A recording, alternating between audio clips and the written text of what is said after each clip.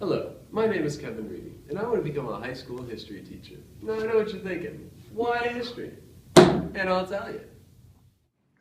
Well, when I was in kindergarten, there was a 15-minute section right after lunch where the teacher had a big picture book and she would show us 2 or 3 pages with the large pictures and read a paragraph that went along with the pictures. When she was done, I always wanted more.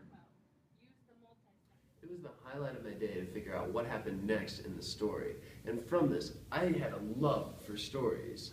But what I thought made a really good story was if somebody at the end of it could say, and it actually happened.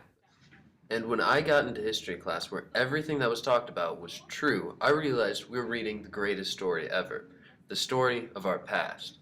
It seemed that each year the stories got better and better with more and more details. Then I got into high school, and that was where the good stories were.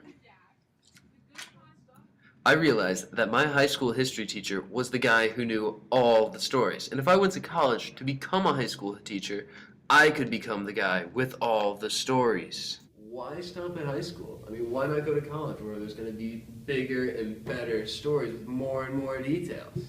Well, the answer to that question is fairly important.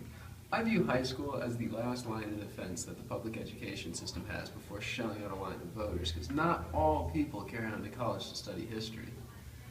Like the people in this dorm, they didn't study any history at high school. Let's see if they're ignorant voters or not. Okay, go again. You have my vote if you have a puppy. You better be looking good if you want my vote. Yeah. Imagine a future referendum on soda consumption comes to the ballot box. An ignorant voter may say something like, "A ban on soda, what a great idea! America will become a healthier society!" but an educated voter might say, doesn't that seem a little bit like prohibition under the 18th Amendment, which banned alcohol in the United States, which led to a period of lawlessness with gangsters having more control than elected officials, during which people still drank, they just had to risk their lives to do so? I want to give as many as I can the lessons of the past, before something like a soda ban happens, as a service to myself and all those who consider themselves an American. Because, as the great Edmund Burke once said, those who don't remember history are destined to repeat it.